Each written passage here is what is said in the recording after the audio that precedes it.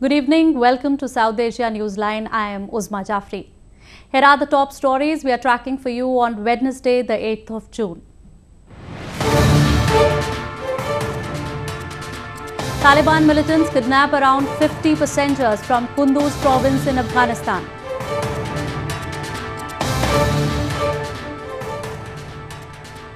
Monsoon reaches India, drenches southern province of Kerala.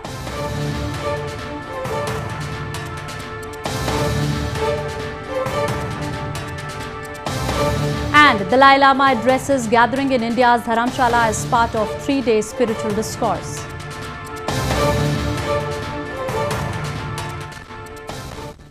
And now for all the details.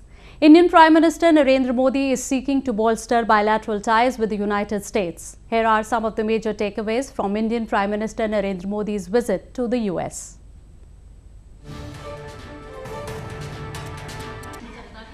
Prime Minister Narendra Modi is in the US on the penultimate leg of his 5-nation tour to strengthen partnership in diverse areas. The two countries reached understandings on diverse fields.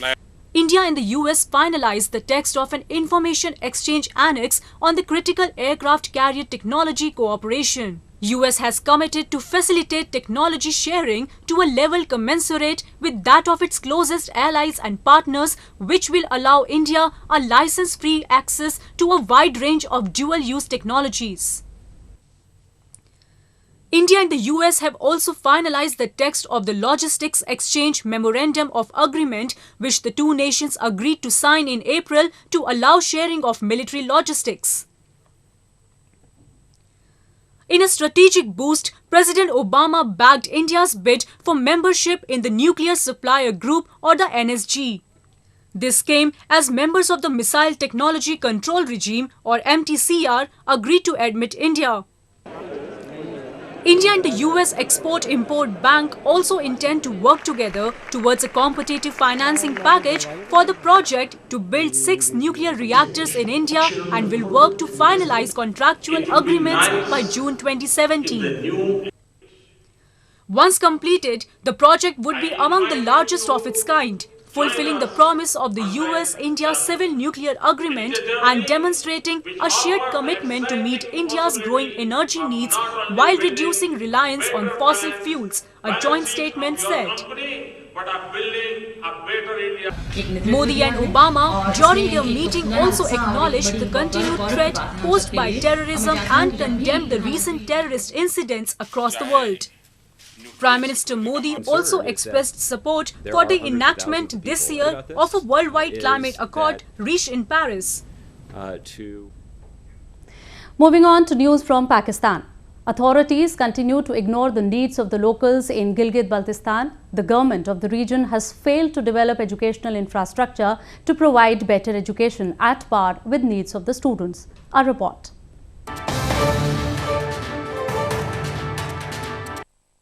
The youth of Gilgit-Baltistan face many problems due to the lack of educational infrastructure in the illegally occupied region.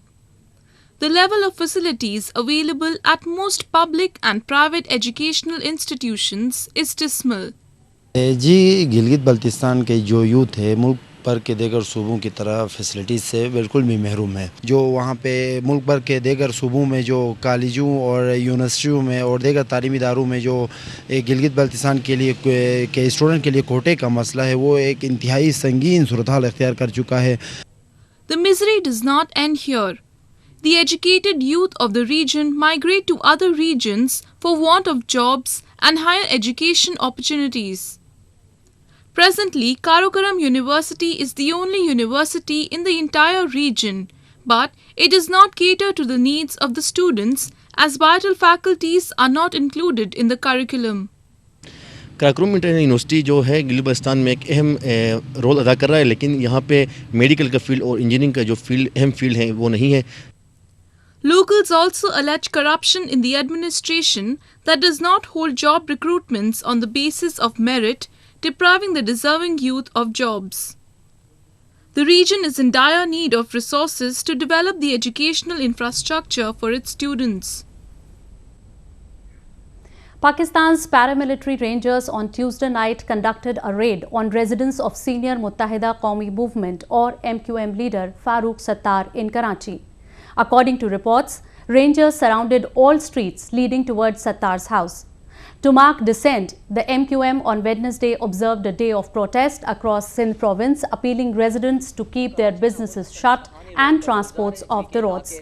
The MQM, which is the fourth largest party in Pakistan National Assembly, has for long been accusing rangers of targeting its leaders and workers in Karachi in the name of crackdown against terrorism. And now news from Afghanistan. Taliban has been listed as world's top terror group in 2015, beating the Islamic State for conducting highest number of terror attacks in the previous year. A report.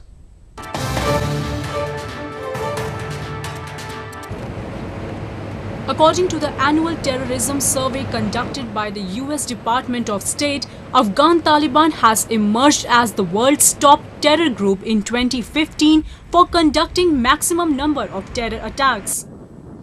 The Country Reports on Terrorism 2015 states that the Taliban had conducted 1,093 attacks last year, which is relatively higher than attacks by Islamic State. But the Islamic State's 931 attacks in 2015 were reportedly much deadlier than those carried out by the Taliban, resulting in 6,050 deaths compared to the 4,512 fatalities linked to the Taliban. The overall number of terror attacks across the world, though, dropped last year, the first dip since 2012, the report added. The Taliban, which has been fighting to topple the West-backed government in Afghanistan, has had regained its foothold since NATO ended their combat mission in December 2014 and withdrew most of its troops from the war-torn nation. Ever since, the Taliban has stepped up attacks across the country, targeting government establishments and civilians alike.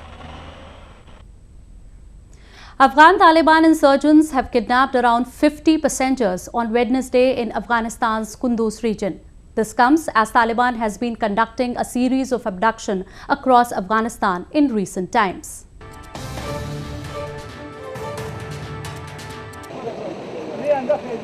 Afghanistan security forces have launched a search operation in Kunduz province to free the civilian taken hostages by Taliban militants. Around 50 people have been taken hostage by the group from a bus and a car which was travelling to Takhar province via Kunduz.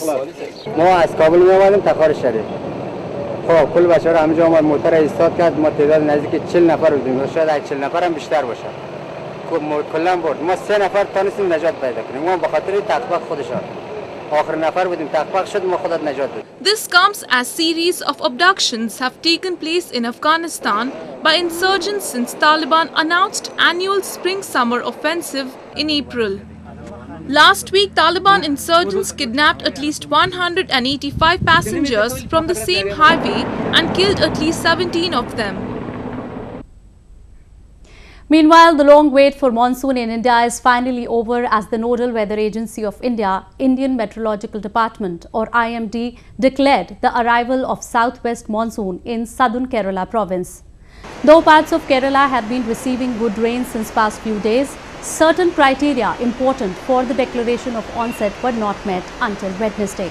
The southwest monsoon is expected to reach other parts of peninsular India in a few days' time, as monsoon surge continues to move in order to cover other parts of India. The monsoon, which marks the beginning of rainy season in the country, is crucial for India's farmers, especially with several parts of the subcontinent grappling with drought-related conditions. It is expected to cover the country by July 15.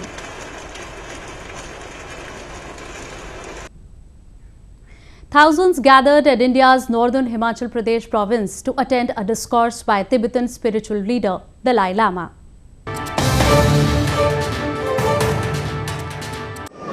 Tibetan spiritual leader, the 14th Dalai Lama, began a 3-day spiritual discourse for his followers in India's northern hill town of Dharamsala.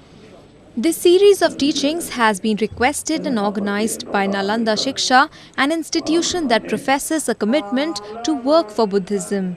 The session was attended by around 8,000 people from 78 countries. यहाँ पे Buddhism को लेकर कुछ बातें होंगी तो उनको लामा जी के प्रति जो सम्मान है और जो लोग बुद्धिज़्म के बारे में जानना चाहते हैं ऐसे लोग यहाँ पर आज इकट्ठे हुए हैं. Dalai Lama also gave teachings from the Buddhist text at the event. Dharamsala is home to millions of exiled Tibetans who fled to India in 1959. Well, that's the way it was in South Asia this evening. Before we conclude, the top stories once again. Taliban militants kidnap around 50 passengers from Kunduz province in Afghanistan.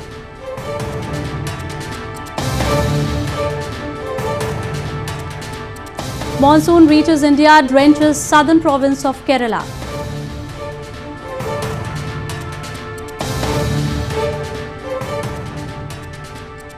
And Dalai Lama addresses gathering in India's Dharamsala as part of 3-day spiritual discourse.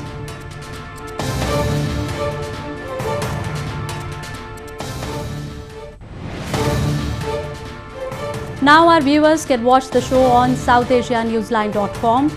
You can also visit us on Facebook.com/SAsiaNewsline and follow us on Twitter @SAsiaNewsline. That's all in tonight's edition. We will see you same time tomorrow. Good night.